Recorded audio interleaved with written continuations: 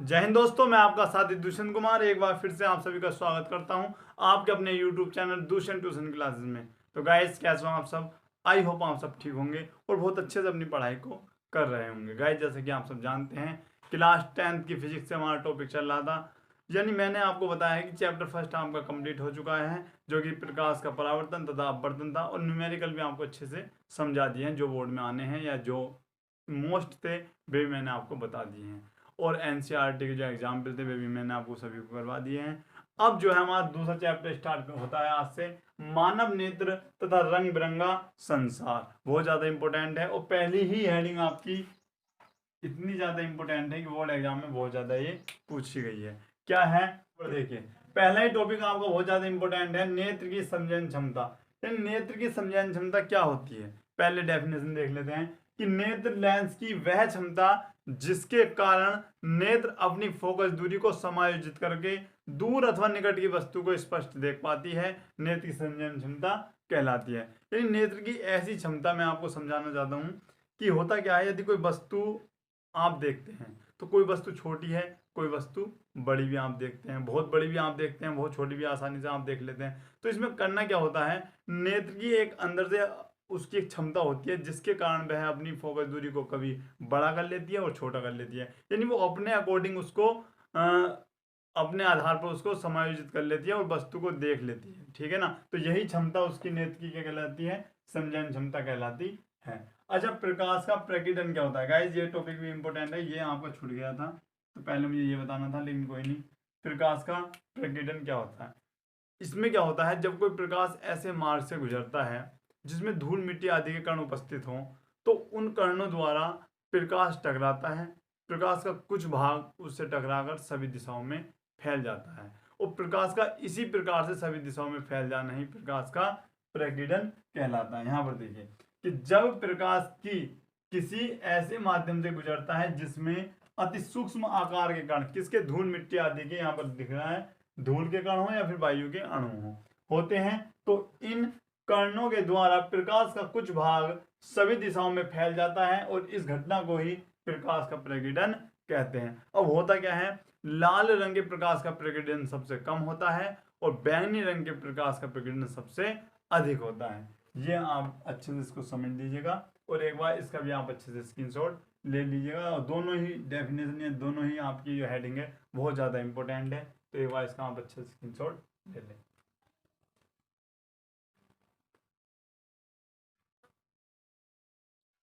अब यहाँ पर देखिएगा इस, अब क्या है आपका दृष्टि दोष?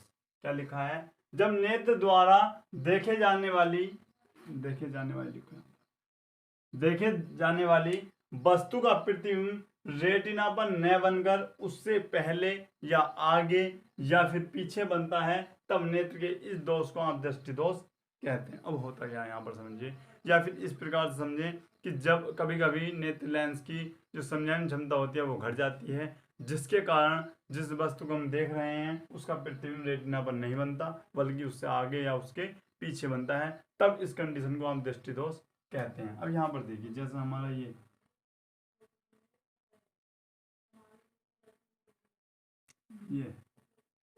अब होता क्या है, यहाँ पर हमारा रेटिना होता, ये हमारा मान लो रेटिना है, और यहाँ पर किरण है दो, ये ठीक है, जो कि अनंत से आ रही हैं। अब हुआ क्या, ये रेटिना है, वस्तु कब हमको दिखेगी? वस्तु हमको साफ या स्पष्ट जब दिखेगी जब ये दोनों कहाँ पर मिले, इस प्रकार से ये मिल जाए। जब ये यहाँ पर इस प्रकार मिलती है, जब ही वस्तु हमको स्पष्ट दिख पाती है। लेकिन इसमें क्या होता है, दृष्टि दोष कब होगा? कि भैया जब वस्तु का प्रतिबिंब रेटिना पर न बनकर किस पर बने, उससे पहले या फिर पीछे बने। जैसे अब ये हुआ क्या, ये ये रेटिना पर न मिलकर ये इस प्रकार से हो गया, एक बिंदु सी पर पहले मिल जाता है। यानी रेटिना से रेटिना पर न मिलकर उससे पहले एक बिंदु सी पर मिल गया, तब यहां पर क्या हो गया, आपका दृष्टि दोष हो गया। दूसरा क्या बताया कि पीछे मिले, तो ये तो इस टाइम पर आगे मिल गया था। अब क्या होगा, अब ये रेटिना के पीछे इस प्रकार से पहुंच जाएगा, मान लो यहाँ पर मिलता है, तो तब भी हमारे आंखों में ये दोष है जिसको हम बोलते हैं दृष्टि दोष।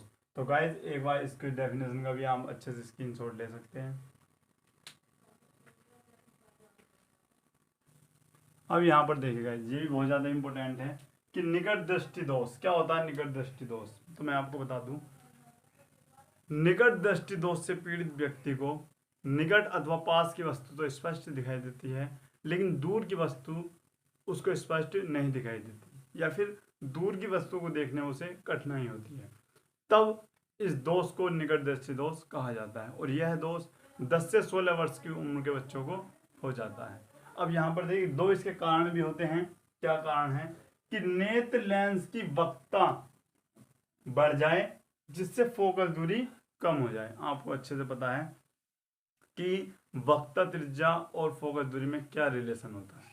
अगर एक चीज बढ़ेगी तो दूसरी उसकी क्या होती है, घटती है। ये आप अच्छे से जानते हैं। लेकिन इसमें क्या बोला है कि वक्रता बढ़ जाए, वक्रता बढ़ जाएगी तो फोकस दूरी क्या होगी, कम हो जाएगी। जब फोकस दूरी कम हो जाएगी, आपको अच्छे से पता है कि जब फोकस दूरी कम हो जाएगी तो उसे दूर की वस्तु देखने में कठिनाई होगी। तो पहला कारण तो गाइस ये हो जाता है। दूसरा क्या है, दूसरा है नेत्र लेंस और रेटिना के बीच की दूरी बढ़ जाए। अभी बताया था मैंने आपको, और फिर से एक बार चित्र बनाकर मैं दिखा दूंगा कि नेत्र लेंस और रेटिना के बीच की दूरी बढ़ जाए। मैंने आपको बताया था कि भैया ये आपका नेत्र लेंस इस प्रकार से बताया था, और यहाँ पर आपकी रेटिना है। जब ये और ये दूरी बढ़ जाएगी तो जो प्रकाश की किरण आ रही है, या जो भी आपकी वस्तु से जो किरण आ रही है, वो रेटिना पर नहीं मिलकर एक बिंदु पहले सी पे मिल जाती है। यही तो बताया था कि भैया जब ये किरण जो आ रही हैं, ये आपको बताया तो रखा है यहाँ पर देखिए, नेत्र लेंस और रेटिना के बीच की दूरी बढ़ जाती है, तब अनंत से चलने वाली किरणें नेत्र में अपरिवर्तित होकर रेटिना पर मिलने की बजाय रेटिना से पहले बिंदु सी पर मिल जाती है। यहाँ पर देखिए बिंदु सी पर ही ये मिल जा रही है। तो एक बार इसका भी आप स्क्रीनशॉट ले लें, और उसके बाद दोनों कारणों के मैं चित्र यहाँ पर बनाऊंगा। ये जो दोनों कारण हैं इनके चित्र बनेंगे, उसके बाद हम इसका निवारण लिखेंगे। तो गाइस एक बार इसका भी आप अच्छे से स्क्रीनशॉट ले सकते हैं।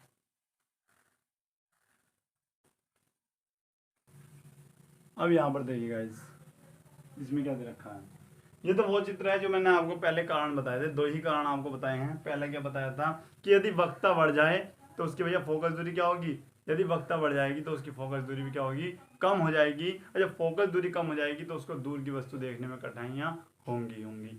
उसके बाद दूसरा जो बताया था कि जब वक्रता और रेटिना के बीच की दूरी बढ़ जाए तो होता क्या है, उससे लेंस और किसकी, आपकी रेटिना की दूरी बढ़ जाए तो होगा क्या, या फिर व्यास बढ़ जाए तो उसमें होगा क्या, ये जो किरण आ रही हैं वो रेटिना पर न मिलके उससे पहले किसी बिंदु सी पर मिल जाती हैं, और उसका ये डायग्राम आपको दिख रहा है। उसके बाद निवारण, इस दोष को दूर करने के लिए अवतल लेंस के एक ऐसे चश्मे का प्रयोग आपको करना है। याद रखना है, अवतल लेंस का प्रयोग करते हैं निकट दृष्टि दोष में, जिससे कि अनंत पर रखी वस्तु से चलने वाली किरणें इस लेंस से निकलने पर नेत्र के दूर बिंदु एफ से चली हुई आपको प्रतीत हो। यहाँ पर देखिए बिंदु एफ है, यहाँ से प्रतीत हो रही है, और ये इसका डायग्राम है। और गाइज ये आपका 4 या 5 जितने नंबर में भी आएगा, यहाँ को आपको इतना ही करके आना है, तभी आपको पूरे में से पूरे नंबर मिलते हैं। तो एक बार इसका भी आप अच्छे से स्क्रीनशॉट ले सकते हैं।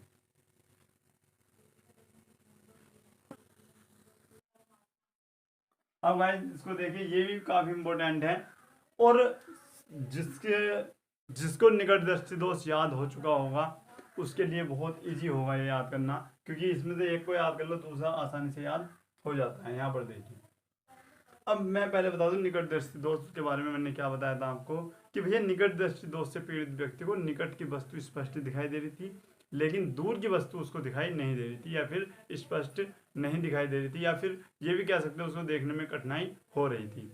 इसमें क्या है, दूर दृष्टि दोष है, तो भैया दूर की वस्तु तो स्पष्ट दिखाई दे रही है, लेकिन पास की वस्तु उसको स्पष्ट दिखाई नहीं दे रही, या फिर पास की वस्तु को देखने में उसको कठिनाई हो रही है।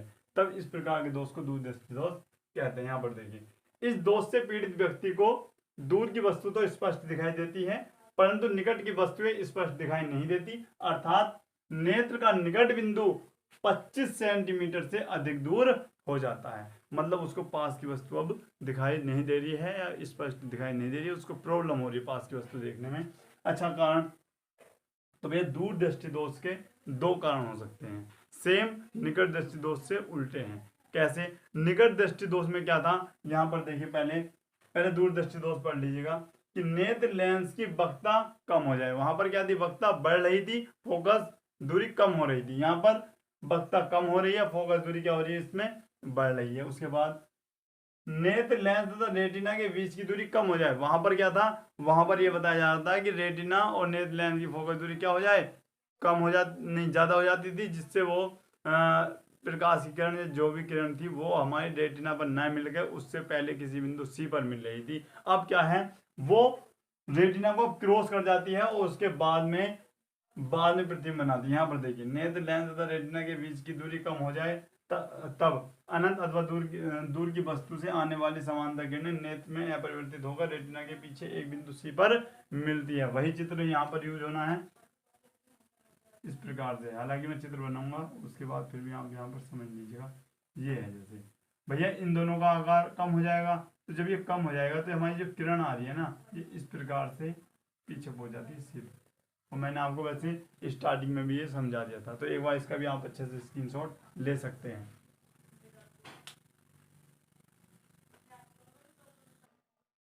अब यहाँ पर देखिएगा हालांकि ये चित्र कुछ ठीक नहीं बना, लेकिन आप इसको ठीक बनाना, बुक से देखकर बना लेना चाहें। लेकिन ये थोड़ा मार्कर से हो जाता है, नीचे हो गया थोड़ा ये, लेकिन यहाँ पर बनता, तो इसको आप बुक से बना लेना भैया।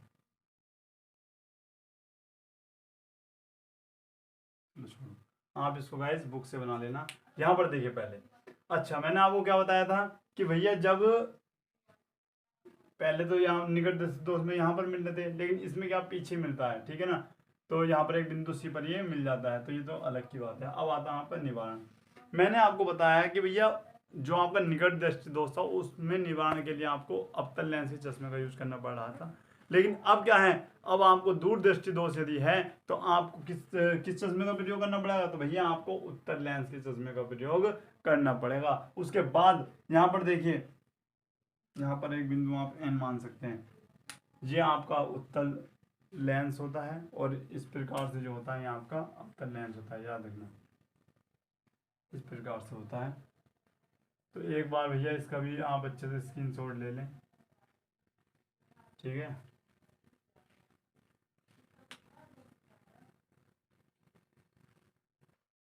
अब यहाँ पर देखिए गाइस, एक आपका आता है जरा दूर दृष्टिता। यहाँ पर एक बार पहले इसका स्क्रीनशॉट लेते हैं आप।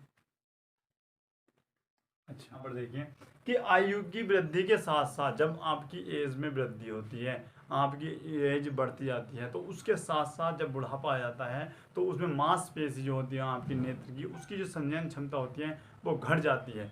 आपको दूर अथवा पास की वस्तु देखने में कठिनाइयाँ हो जाती हैं। दोनों प्रकार के दोष आपके, कभी कभी होता यह है कि व्यक्तियों में दोनों प्रकार के दोष आ जाते हैं, ठीक है, उनका निकट बिंदु भी दूर हट जाता है। कुल मिला के होता क्या है, उसके नेत्र की इतनी संयन क्षमता घट जाती है कि उसको वस्तु को देखने में कठिनाई होने लगती है, चाहे वो पास की हो या फिर दूर की हो। तब इस प्रकार के दोष को आप क्या कहते हैं, जरा दूर दृष्टिता कहते हैं। इसके भैया दो ही कारण हैं, मैंने आपको बताया है।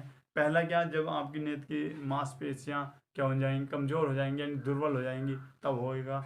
और दूसरा, नेत्र की जो लचीलापन होता है वो आपका खत्म हो जाता है, तब ये होता है। अच्छा निवारण क्या होता है, तो मैं आपको बता दूं भैया, मैंने जैसा आपको बताया है कि दूरदृष्टि दोष का जो कारण होता है वो भी आपको बताए हैं, और ये भी बताया कि दूरदृष्टिता दोष में जो होता है आपका, इसमें होता है ये है कि निकट दृष्टि दोष भी हो जाता है और दूरदृष्टि दोष भी हो जाता है। यहाँ पर पढ़िए, निकट दृष्टि दोष और दूरदृष्टि दोष दोनों पाए जाते हैं। तब इसमें द्विफोक्सी लेंस का आप यूज करते हैं, यानी उत्तल भी हो उसमें और अवतल भी, दोनों का इसमें यूज किया जाता है। तो भैया एक बार इसका भी आप अच्छे से स्क्रीनशॉट ले लें। तो गाइस कैसी लगी आज की क्लास? गाइस आज की क्लास आपकी छोटी रहेगी क्योंकि आज मुझे भी कुछ घर पर कुछ काम है। तो गाइस एक बार इसका भी आपने अच्छे से स्क्रीनशॉट ले लिया है तो इसको अपनी नोटबुक पर लिखना और इसको पढ़ना। इस चैप्टर के हम 2 या 3 क्लास ही लेंगे, 3 हाँ 3, क्योंकि 2 में थ्योरी और 1 में आपके न्यूमेरिकल, ज़्यादा से ज़्यादा 4 हो सकते हैं गाइज। तो अच्छे से पढ़ते रहिएगा, अपना ध्यान रखिएगा। और यदि कोई चैनल पर न्यू स्टूडेंट हो, चैनल को सब्सक्राइब करें और वीडियो अच्छी लगी तो वीडियो को लाइक करें और अपने दोस्तों के साथ शेयर करें। तो गाइज मिलते हैं जल्दी नेक्स्ट वीडियो में, तब तक के लिए आज्ञा दीजिए। जय हिंद, जय भारत।